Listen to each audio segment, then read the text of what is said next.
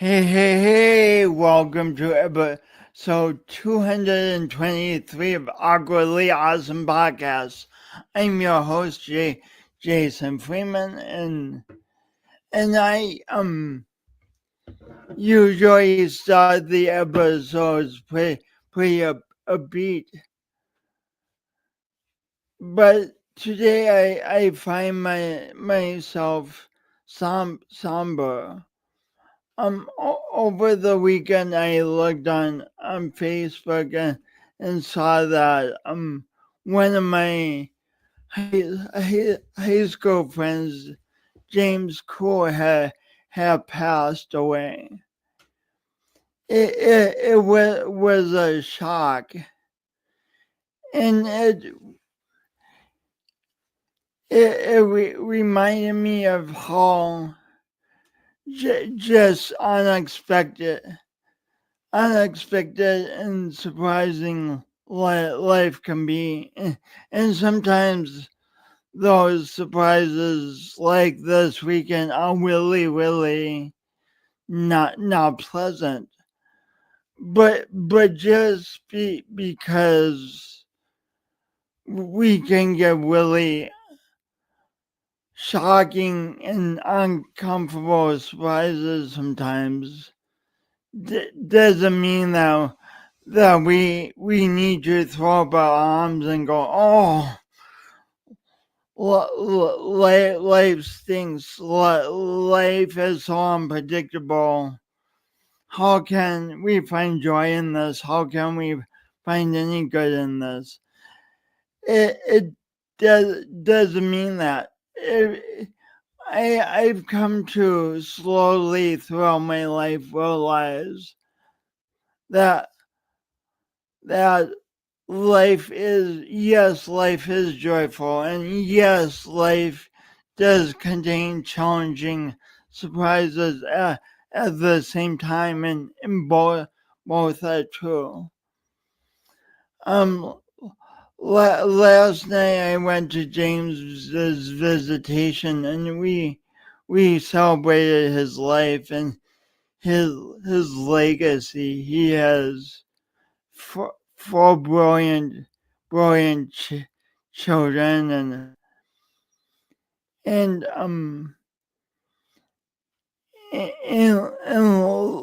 life just goes on, and my guest today, the subject matter of the business they are in now, that involves planning for pain, for possibly painful futures. It can kind of repel us and say, "Oh, I don't want to think about it." But but the more we plan, or at least by planning somewhat. I mean, we can't plan everything totally. Life is unpredictable, and it'll defy our plans. But when we plan somewhat, we have a much more powerful opportunity to create legacy for those we love and those we will never meet. So with that atypical, awkwardly awesome introduction, let me introduce my guest. But first, this. Today's guest, Gaspar Tovmasyan and Mariam Azolyan. Oh, I'm back. Welcome back to Awkwardly Awesome Podcast. So Mariam and Gaspar both grew up in California and met in Hollywood. They fell in love, married, and had three wonderful boys.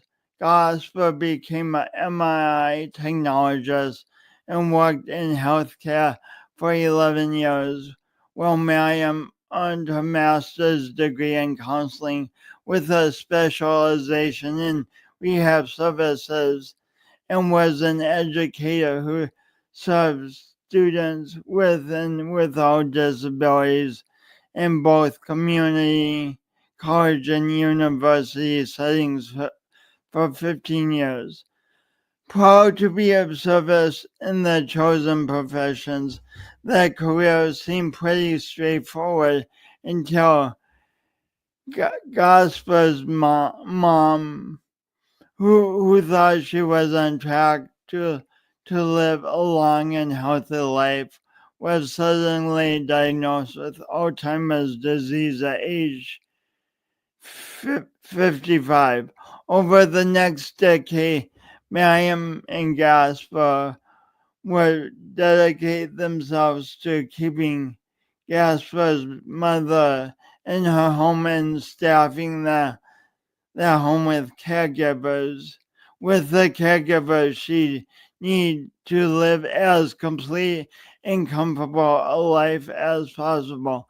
The shared experience would inspire them to make a career shift and establish a business of their own that helps families prepare for the long-term healthcare needs of loved ones, including adults and children with special needs.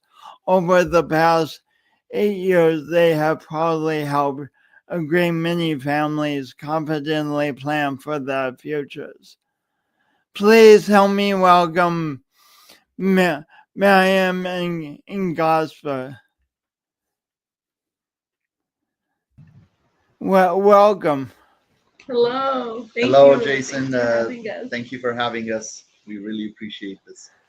For sort of business, we've been talking about this for a month, and I so apologize, Gaspar, but how do you pronounce your first name? I'm getting it wrong. You're doing wonderfully. It's pronounced Gaspar or Gasper, whichever way that you can pronounce it. Fine. Gaspar. Yeah. Gaspar. There you go. Yes, There you exactly. I might, as a beautiful name, I might slip into Gaspar, but I'll try to remember Gaspar. That's perfect. Yeah. So, thanks for being on Awkwardly Awesome podcast. Thank you for having Thank us. you for Oh my having us. gosh, it's an honor. Yeah, I'm so glad you're here, and I'm curious to find out so much more about what excites you about life and about your business and the many facets of your life. I like starting with this question. If I had known you both at 7, when you were ages between 7 and 10, and asked you, "Hey, what do you want to be when you grow up?" What would you each? What would each of you have said? Very nice question. I love it. You want to start? Yeah, absolutely. I know already off the bat, teacher. That's always been my thoughts as a young child. Especially, I remember a project we did in, I think, about second grade or third, where we had to draw what we're gonna be, when we grew up. And I distinctly remember that, to me, with a ruler in my hand in that picture, that awful drawing I had. But yes. What do you think you loved about the idea of being a teacher? Um, I I I I feel like as a child, I definitely wanted to. I saw my teachers, and I did like most of my teachers, and so I found that it was great. It was fun. You're educating kids. You're having fun with kids. At the time, being in elementary, a 7-year-old, but that's what it was, giving that education to kids. I like that you say both. giving the education and having fun Yeah. at the same time. That's cool. And for me, How about you? and for me, like every typical boy, right? There was a few things that was going on in my mind. One is firefighter, right? That's a typical thing that a lot of boys want to become. A race car driver or a pilot were the three things that would constantly go on in my head of what I want to become when I grow up. So it sounded like you had a high adrenaline vision of your future career. Yeah, I always enjoyed things that were thrilling, fast. Never did really get into it, but No. if I was to go back, then that's a really good question. But I always thought about it. It's just growing up, I didn't think that was in my reach Mhm. as a person, as our socioeconomics type of situation. So uh, going back, if I was to be back in that age again, I would probably really pursue the race car driving thing. Yeah. What would you tell that kid you were, Gaspar, about having confidence in his dreams? Thank you for that question. The I would tell that kid that what you think that you can reach or not reach is, well, what you don't think that you can reach is not true. As a Mm. matter of fact, maybe your parents don't know how to get you to there, but look for the ways, right? So find the people that are doing what you want to do and try to reach out and ask them how they got there, and see if that lifestyle is the life that you would want for yourself, and pursue it. Pretty much, find the people that are doing what you want to do and talk to them. That not just to your parents. I think like your wife, you definitely have some teacher in you. That was that was very inspiring. I become it. I become it. Definitely. So you both grew up in the LA area, right? Yeah. So We were so born in I was. Armenia. We were both born in Armenia. I was 5 years old when my parents moved to America for the American dream, Yes. right? And grew up in Los Angeles completely all of our lives. And Yeah. So I was 8 when we came from Armenia. And yeah, for a better life and landed in Hollywood. That's where some of our relatives were. And yeah, we definitely grew up in Hollywood and North Hollywood as adults, I think. mhm. Yeah. Yeah. So we need to celebrate this. What is it like being a kid in Armenia and then having your parents suddenly tell you we're moving to America? How do you even conceptualize So Really? that in your mind?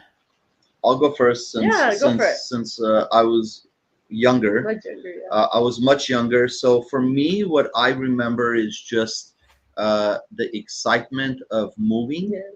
to another country. I remember specifically talking to one of my cousins, who's like a brother to me, and we were just talking as 5 year olds that we're sad that we're not going to see each other anymore. Hmm. But fortunately, 6 months later, they came too. But that was it, honestly, from my memory. I don't really have any other much memory other than the fact that we are going to go to another country. But that was it, as a 5 year old. What, So it wasn't anything else other than that for me. what was it like thinking you were going to leave your cousin and not see your cousin for a long time, and then suddenly 6 months later he's there? It's in the beginning I felt the feeling of loss, that I'm losing a really good close person. But then when they did come, of course, it's thrilling. And when they did move to America, and most of our relatives are here too, so we just felt very comfortable because almost everyone was already here. And the communities that we were in were majority of our culture. So honestly, I personally didn't feel much difference because we were surrounded by all of our friends and family very quickly. How about you? I think for me it was a huge deal because I was so close to my grandma, and my, some of our cousins, uncles. A bunch of my uncles are in Armenia, and I was older. I think I was almost 8. And What grade would that be, Mariam? well, over there it was first grade. Yeah. So it was it was sad. It was really sad. I remember, and coming here, Jason, like not knowing English, I remember struggling in class. Particularly, they were doing a spelling test. Oh, I graded into third grade when I came. Like I did a test and got into third, and it was interesting because I remember like this like very emotional day. They were writing the word the, and I was like, I wrote the word D, and I kept getting really, really sad. I'm like, I know that's not how you spell it because that's a letter, that's not a word. And I got so emotional. The teacher took me outside, started, talking to me. It's okay. But I remember I was a young kid, but it was a little bit of a learning curve for me. And soon after, of course, I learned English well. so you both had to learn English when you came here? Yeah. Absolutely. We What is that like coming to a place where you have no idea of the language and having to learn the whole language? For me, like I said, it like kids were mean, kids were mean in school, so I would get judged. I do remember those feelings, honestly. It was only elementary, but it doesn't matter, right? Hmm. So they would kind of talk to each other in English, even though there was a lot of Armenian kids in my class. But I felt left out. I do remember that. And a lot of times isolated. And then finally there was a girl that came from Armenia. Like she was the first. I guess I wasn't the new kid anymore, and so I started, being friends with her, and she became my best friend. Hmm. So, but yeah, it was definitely a challenge, a huge challenge. Yeah. For me, I had my sibling in. We're like 11 months apart, so we just both were in they just placed us in the same class. So I I had my sister next to me, so uh, I don't remember much, honestly. Yeah, So I mean, it was a struggle, definitely, but just like anything else, I feel like it we was. learned it. I feel like it was more of a struggle for our parents. Yeah. You know, coming as adults. How did you see them struggle when they came over? Sure, sure. That very distinguished memories, where both of my parents had to go to had to have a job to take care of us, right, in a country that they don't know.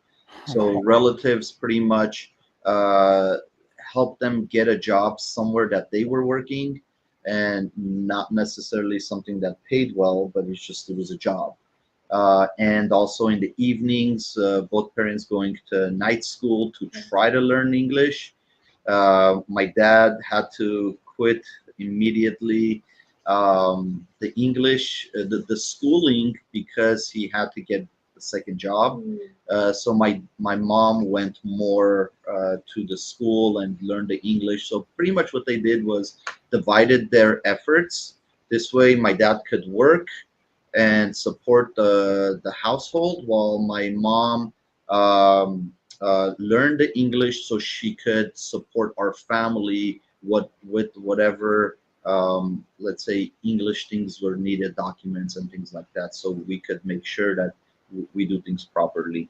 So they divided their efforts, and my mom learned English while my dad still struggles till today. So it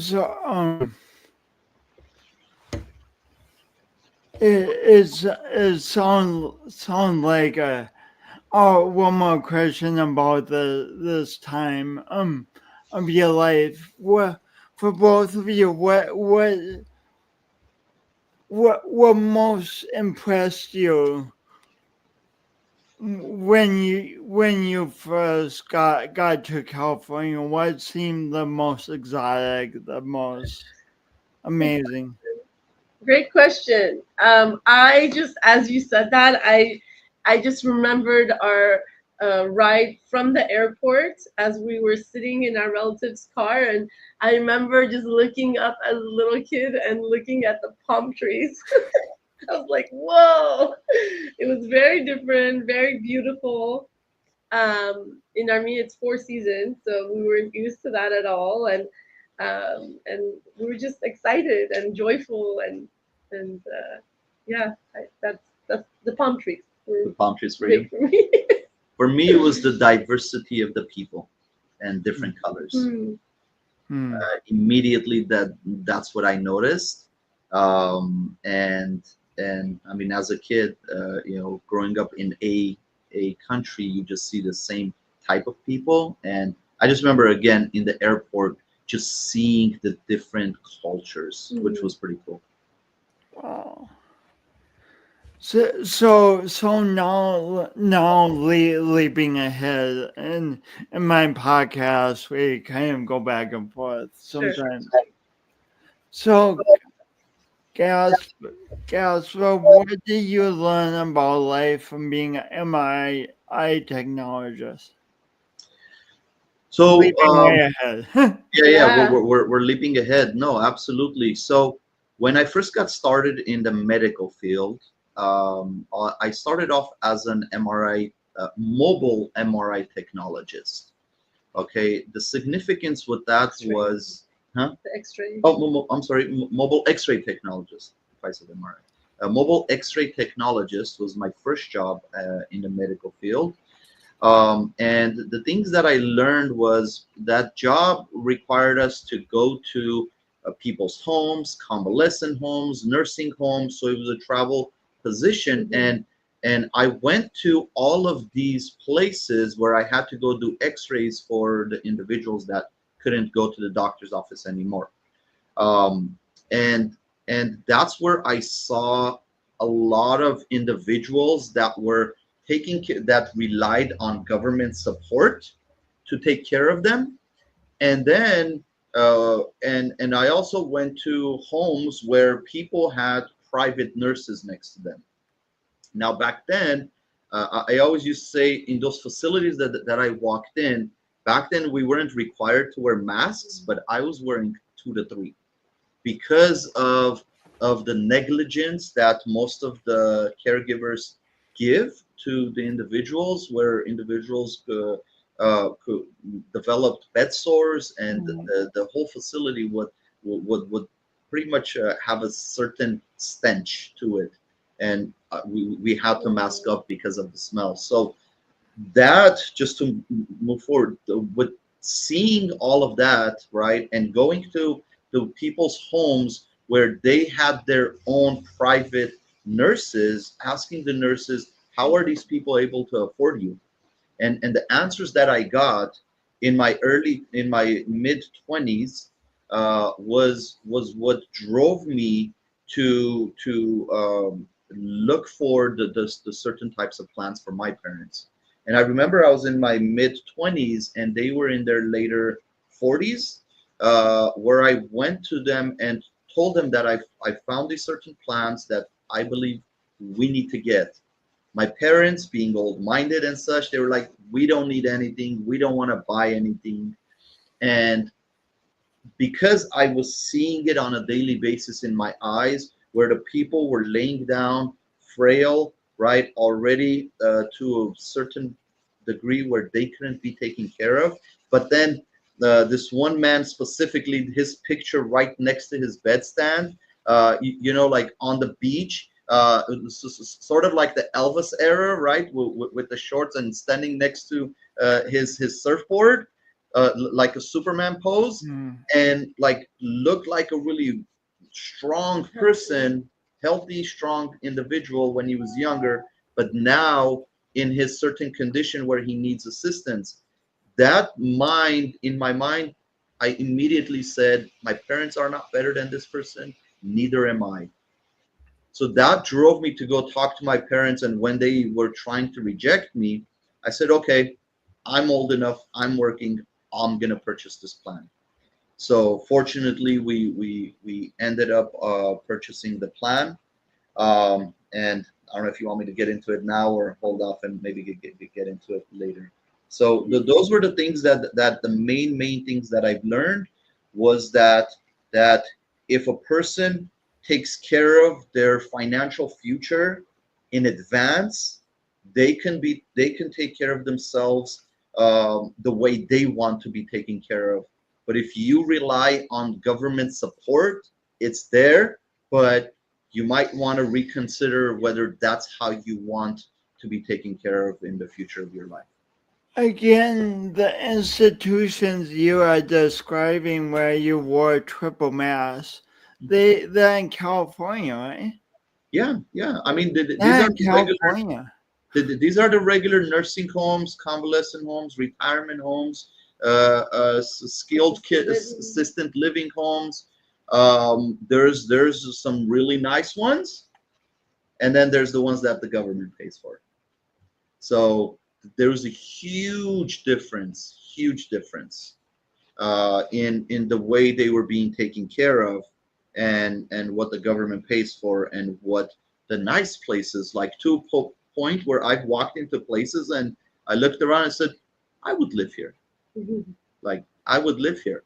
But back then, and I'm talking this is all over 15, 18 years ago, Yeah. those places were like 6,000 a month. Wow. So now those places are easily 9 to 10 thousand a month plus, easily. How about you, Mariam? You decided to do a unique version of teaching as a counselor, and as a counselor, I guess you teach. You're in education, and in some way you do is teach. But what did you learn about life from being a counselor? Wow, it's such a great question, Jason. Um, I learned a lot about people. I was seeing, thousands and thousands of, I would say, or close to it, to over 15 years. So I saw kids, I saw their parents, I saw their cousins. They would kind of bring each other, and I learned a lot just about the different types of people, what their goals are, what their dreams are, since I was talking to them about planning to matriculate to higher education, helping them through. I learned a lot about um, just, people are so hopeful, right? That, especially worked with Ivy Leagues. And anyway, so people are very hopeful to get into certain schools, certain places where they have their hopes and dreams and aspirations in, right? But it was so disheartening to see these kids, these young, amazing kids, um, just break down when they didn't get into the schools of their choice, and their self-worth was really, it was suffering, right? It was suffering. So I just, it really bothered me, right? And that's something that there's a lot of competition, right, with universities and getting into better schools or best schools. But so I definitely saw, um, unfortunately, the students' identities being um, really, how do I put this? Their self worth and their identity really shifting, and it bothered me. It really bothered me, and I wanted to, and I took time to express to them how incredible they are, and really pour belief and hope, and really say that is not it. That school does not define you, you know. And so I just really dislike that it messed with their sense of confidence and identity. And of course, I learned so much. I've worked with students with disabilities and without, so I've learned quite a bit of, also, how to serve families who don't, their kids, may not go to college, or some of them, they are in college but they need accommodations, and just, it was really humbling. It was a really great experience, but I did realize that I I could do so much more. Honestly, I grew out of that position. Um, and it's crazy that I say that now sitting here, because as Gaspar knows, I loved my job. But it came to a point that I saw, the limits within higher education. And we definitely wanted to empower families that, hey, like, it's not only about, getting, I am advocate of getting degrees, right? Higher education. I have my master's myself, and we're both educated. But at the same time, Jason, it's really about um, learning the right education, right, and applying that education. And a lot of it has to do with that confidence and about that financial literacy piece that schools just don't teach, right? So. Two questions, and then we'll get back to you, Gaspar. What would you say to a student? Say I wanted to get into Harvard, and just I got in the rejection letter, and I was in your office thinking that my life was ruined because I I hadn't gotten to Harvard. What would you say to me? Questions for Gaspar or No, me? for Oh, you. me. Um, I would, take the moment to really connect, really hear, not speak, but really hear the student and what they're saying, but also what they're feeling, right? And um, I would I would tell them that, you know I've worked with you for so long, right? We know each other, right? And you, as you can, as you know me, right? You know who I am. I want to tell you how incredible you are, and this school, right? It may be a great school, but it does not define your future. I need you to understand. I need you to understand that, because we've worked together for 2 years, right? And I've seen hundreds and thousands of students.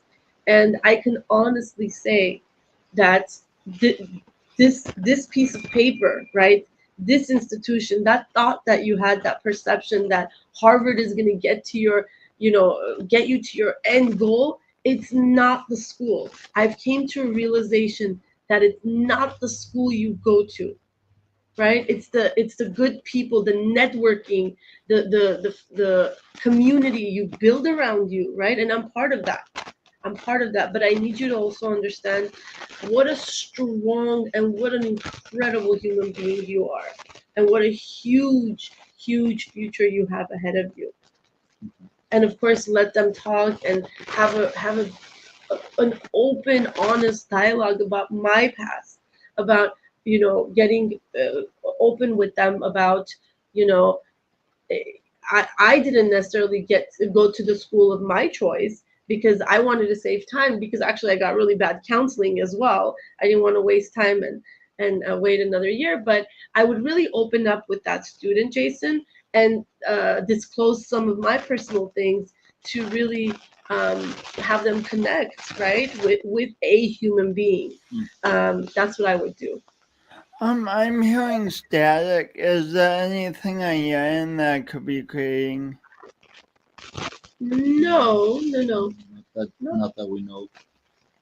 Huh, I wonder what that is. Could be the music. It's not doing it now.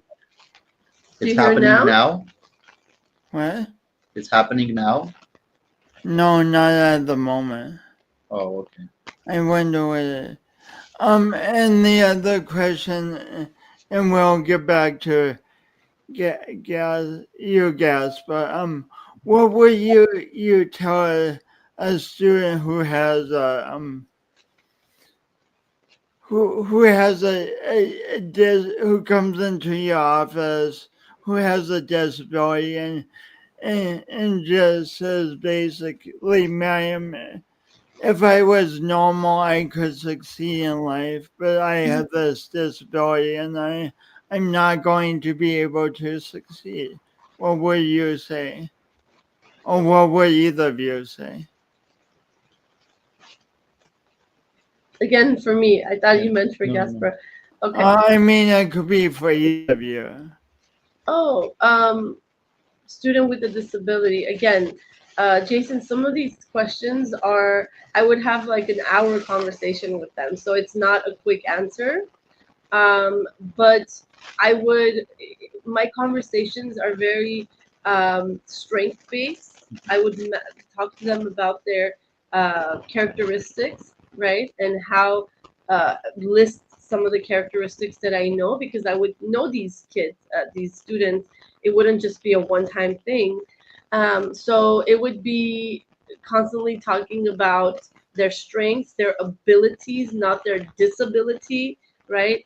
And talk about how much more they have an advantage, right, versus individuals that don't use all of their senses, right? They're not. Um, I would do a comparison. I would pour into them, pour belief and love into them.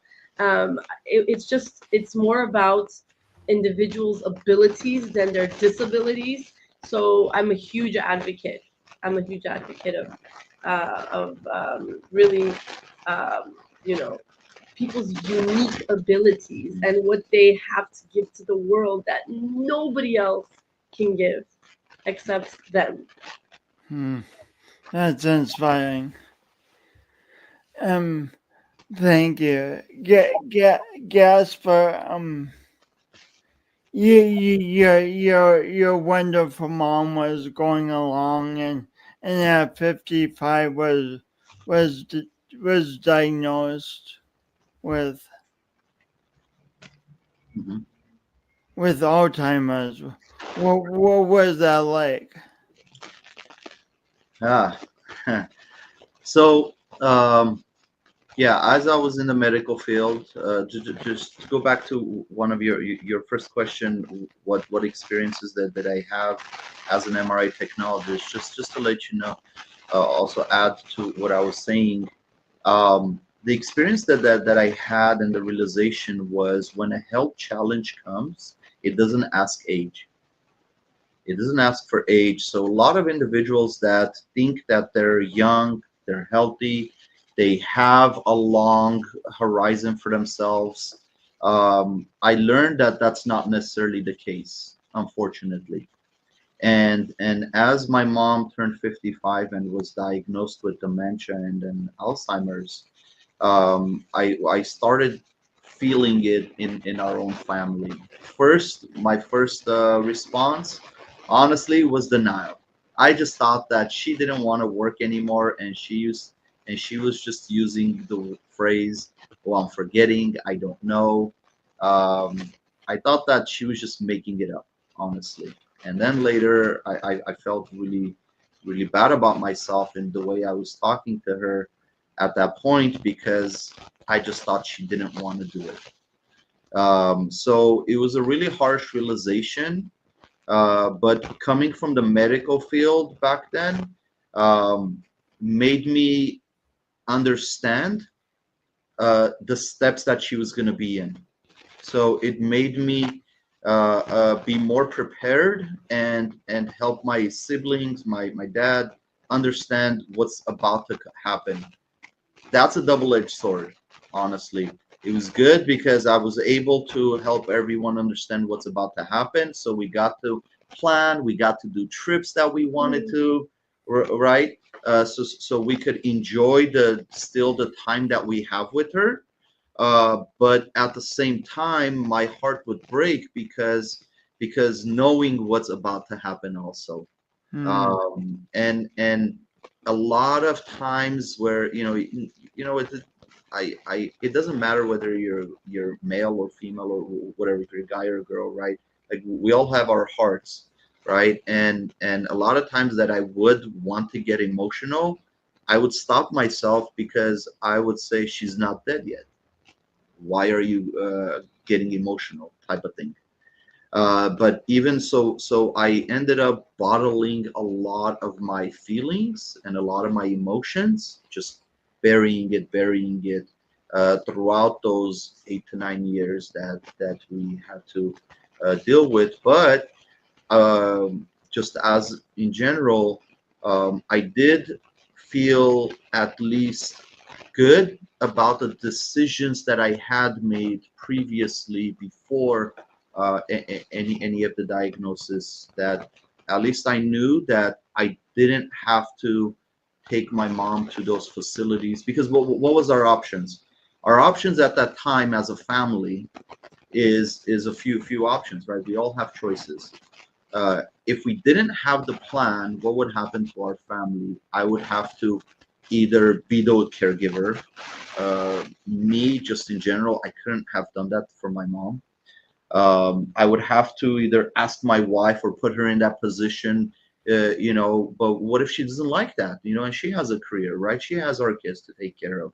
So our relationship would have taken a turn. Okay, so how about not that? Well, she has two daughters. Okay, how about my other sisters, right? One of them doesn't even live in California, so she's out, right? And the one that does live in California, well, she has a career of her own as a surgical tech in the hospital, and she has her own family, right? So what is she supposed to do? Argue with her husband to come? Oh, it's my mom. I have to go take care of her, right? So all of that got avoided by having everything properly planned for the unforeseen future. Honestly.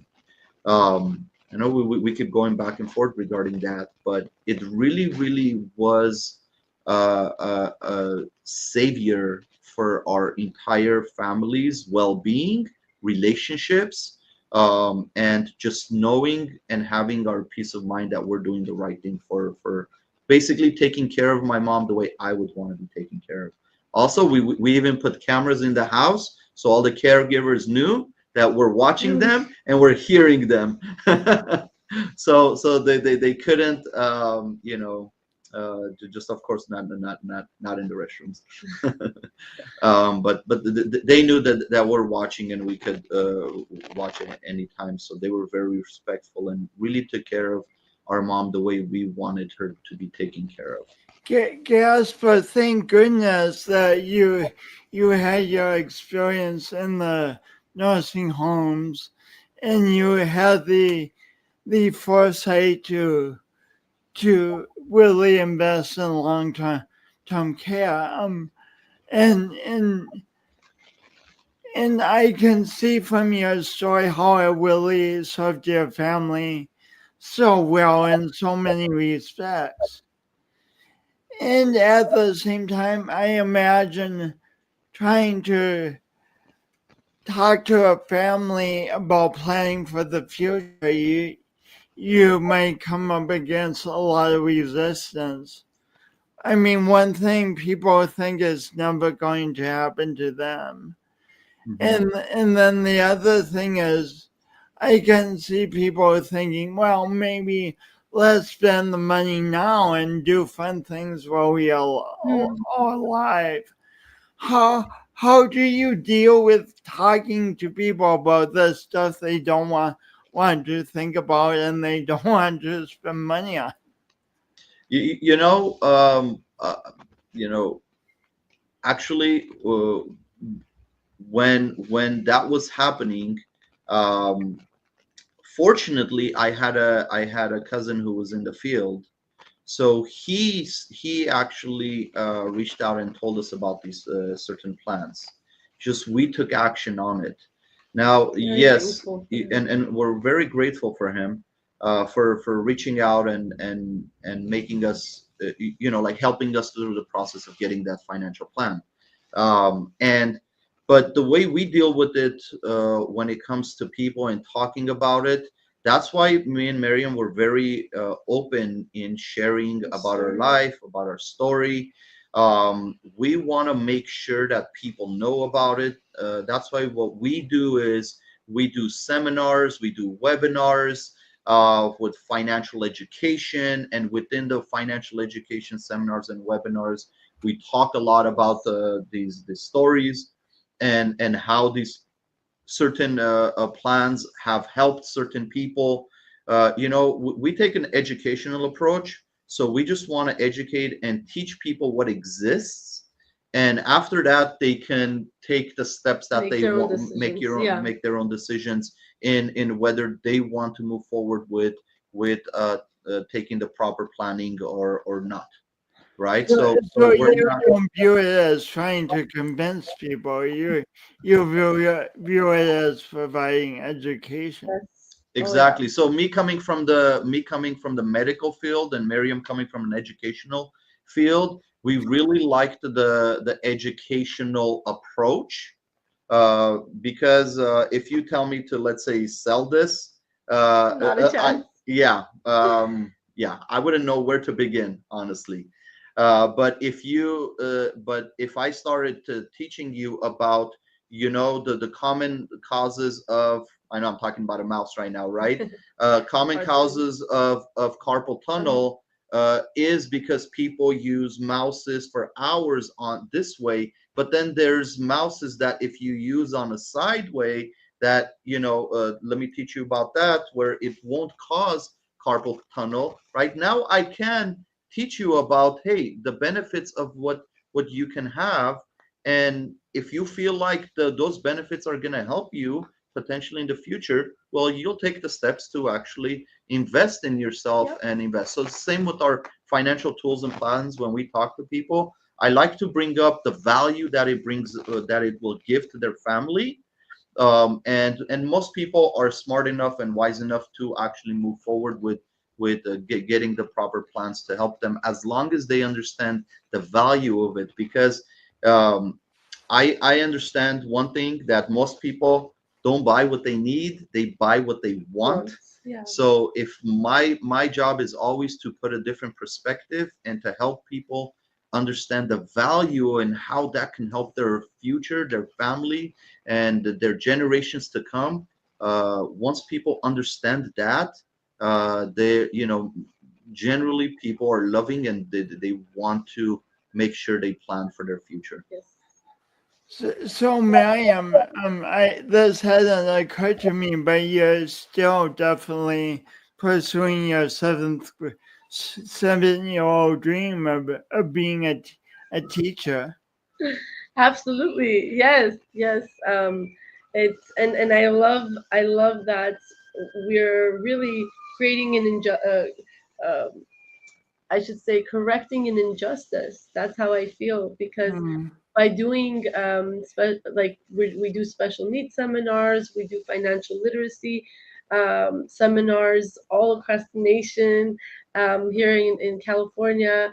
It's just it's it feels great. It feels right, and the fact that our journeys, Jason, have brought us to a point where it's really what Gaspar is explaining is it's his testimony.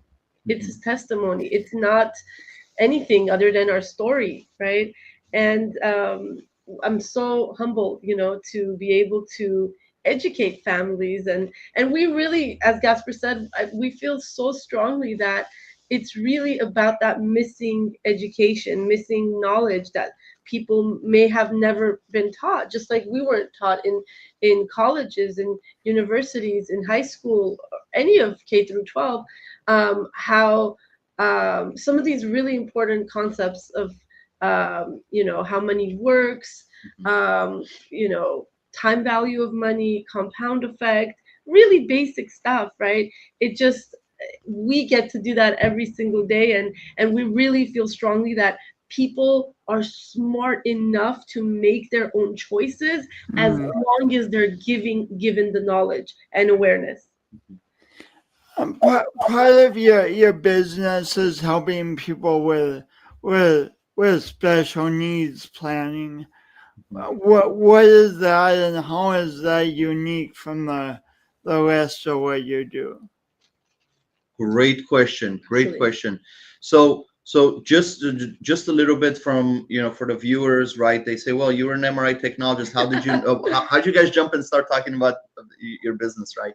Well, by just for the viewers' sake, when we went through the process with my mom, right? I just saw how it impacted in our family, and we were introduced to this organization where we got to do the same, right? We thought, well, if I can start a business of my own, so then I don't be an employee, right, and help people along the way, why not give it a go? Why not see if this will work out for us? And within our years of experience, what ended up happening, Jason, is I started getting more and more families that had special needs children with them come, and we started planning for their future. They came in with past plans, and I had to review what kind of plans was happening. And this one specific family is, always what does it for us, right? Mm. I wasn't thinking about specifically catering to the special needs community until this one specific mom that came in with her boy, that he was already above 18, and she had to still like hold his hand to walk around, right? And he was the only child. So immediately, as I helped her with her financial needs and her plan to plan for her son's future, for the day when it comes that her and her husband are not going to be there for him, that completely changed my entire outlook on our business, and really realized, man, we're doing way more important work than what I thought we were doing. Okay, because it's one thing when adult kids take care of their parents, but it's another thing when the parent is not going to be around for the individual that is not capable of really taking care of Needs care, themselves, long-term needs care. needs the care, needs the financial support. So my passion and my whole focus was, okay, I have to learn about all of the things that this individual will get with the government. But then if some money was left over, what's going to happen, right? We want to make sure that we want to protect. So the difference is this, Jason, that I'm just going to say the typical family, the typical individual already has a tough time surviving and living with nowadays, right? With cost of inflation and the cost of living just going on in general. Absolutely. But let alone these individuals that are relying on others to take care of them, okay? What's going to happen to them when that person, the main caregiver, is not there for them? So we have to plan for their future, for when the parent is not there to hold their hand, and planning for that, it is completely different. It is more specialized, and it is more has Multi-generational life the planning. Yeah. focus is completely different. The verbiage is different. There's different trust that needs to be implemented. There's a different amount of financial security that they need, that we need to prepare. We need to prepare a lot more of how the money is going to be transferred to them, and or for them, and for them to still keep the proper government benefits that they need to still get. Because in every state is different, but the government likes to eliminate uh, the benefits if the individual has some sort of assets. Okay, if they have some sort of means. So our focus, and with the attorneys that we do work with, is to help the individuals preserve their benefits and still be able to have assets and money or finances in the certain plans that the government allows for them to have for their future. Oh, okay, okay. So I envision people watching at this point in the program starting to nod their heads and go, "This all makes sense." But what would? But I think a new question might come up for a lot of people. Like, there's no way we can afford something like that. We're living pretty close to paycheck. So what would you say to the concern there's no way we can ever afford this? Absolutely, and that is a huge concern. But you know what? What I will say to those individuals is that at least talk to someone, right? So one of the things that we do, we do complimentary consultations, right? We sit down with families, we'll talk to them. We don't charge for that service, right? You want to generally go and find people that are not going to charge you for a consultation. Okay, so don't count yourself out, because we are, I would say, I am trained to find the means, to help you find the means. And as long as the family and the people are willing to do something about it, what our motto for our business is no families left behind. So we want to say that again. What's the motto of your business? no families left behind. That's wonderful. Meaning we're not looking for the family. We're not only, like, we will help people that have money, but you don't need to have $500,000 to come talk to us, $200,000 to come talk to us. You can come talk to us with any monthly or whatever, but based on your situation, we will do everything in our means to try to help you at least set up something. Okay, so depends on your capabilities and depends on your willingness, I would say, to do something about it, to start something. We meet people for where they're at. And Jason, I just wanted to say our firm is known for really bringing high network strategies to everyday people, right? Whereas most of the financial companies out there, they focus on the affluent.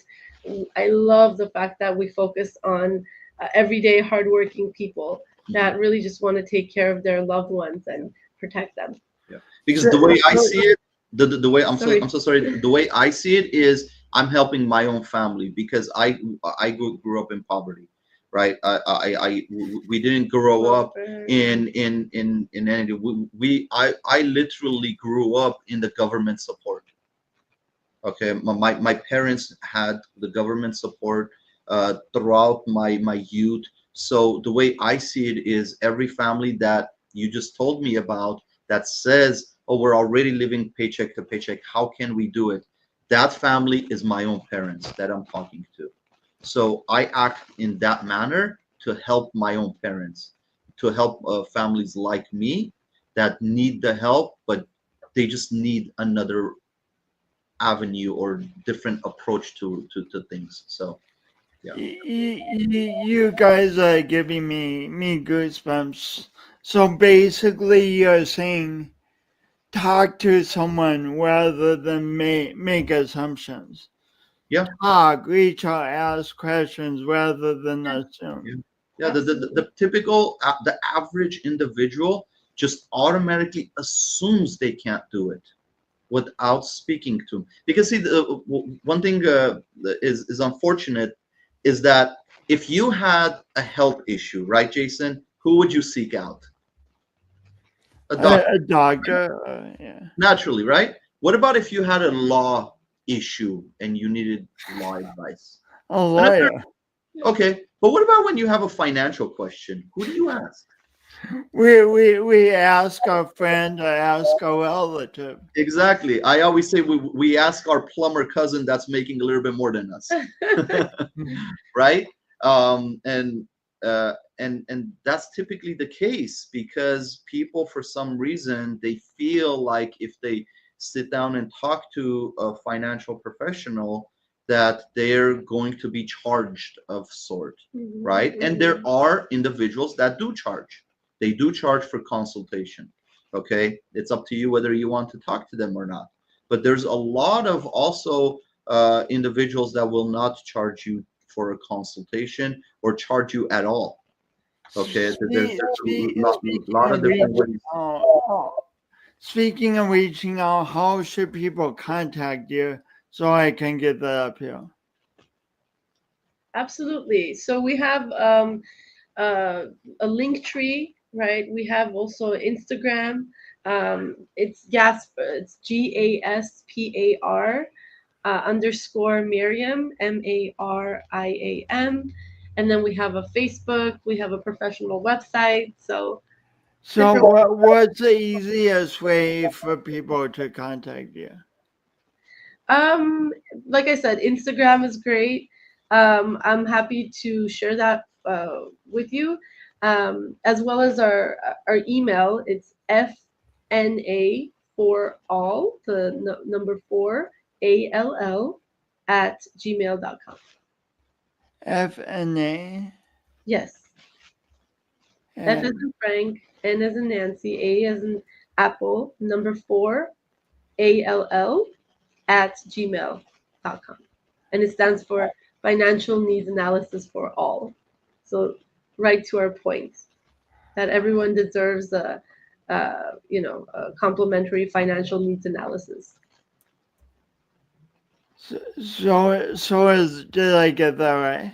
You got it. Yes. You got it. Perfect. I could talk to you guys for another few hours here, but Same here. but last question, and I ask all my guests is, I talk in my business about the power of doing our imperfect best, and what it means. Imperfect best, and what it means to me is I envision the best I want to create for my life and for the world, and then I go do it.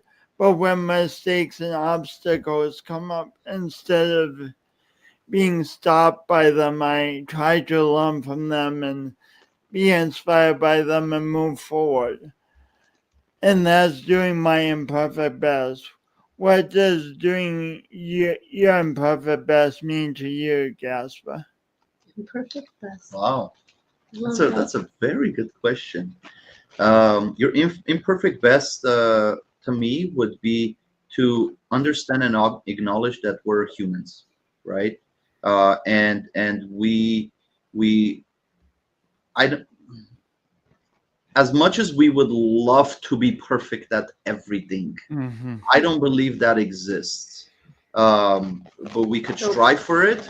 So I always even the discussions that me and my wife we have, let's say the decisions we make today for our kids, right? So I always say this: let's make our best decision right now based on our knowledge and our know-how and our experience. We make the best decision today. Now, if 5 years later we look back and say, man, we made the worst mistake.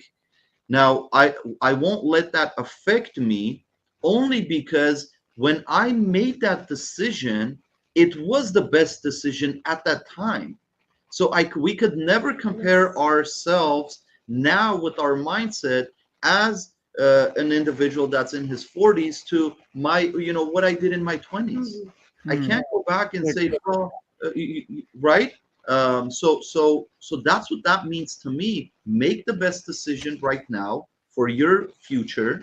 Okay, for whatever deciding, you just know that you know what, forgive yourself if Yes. it wasn't the right decision, but as long as you're making the best decision based on your full capabilities today, for the future. And number one thing, revisit maybe that decision.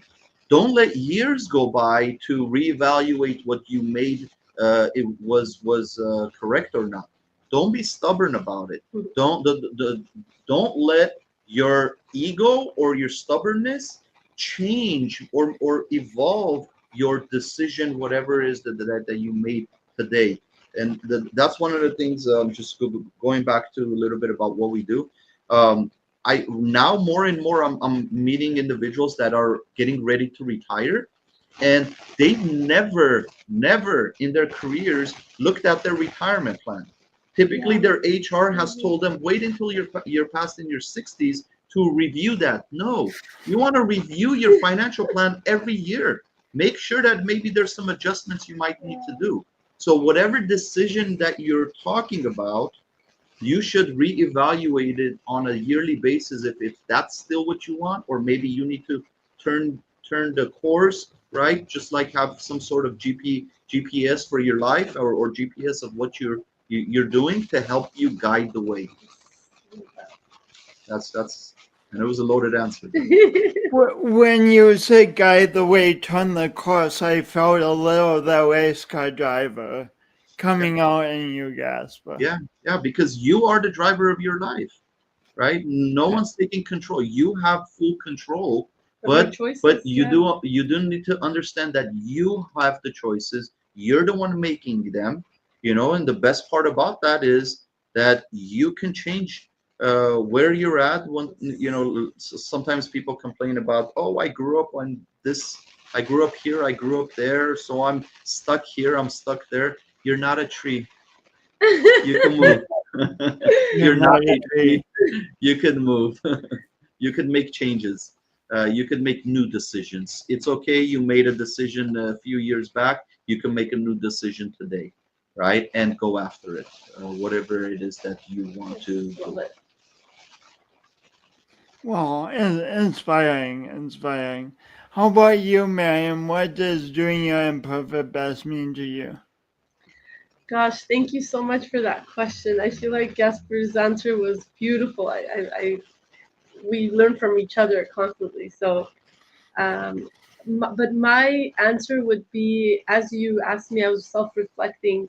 I was that person that wanted everything to be perfect, to juggle, 4 or 5 things at the same time. That's just kind of my personality, and do my absolute best in every single one of them. And I went through so many different things in my life. I realized that's not, you can do a lot. We're human beings. We're becoming, right. We're evolving into so many different versions of ourselves. So we have a limitless possibility. We do believe that, but at the same time, really realizing that, what do you want to put your focus on? What do you want to put it really goes back to your values, and what is a priority for you, and really focus on that first, and make the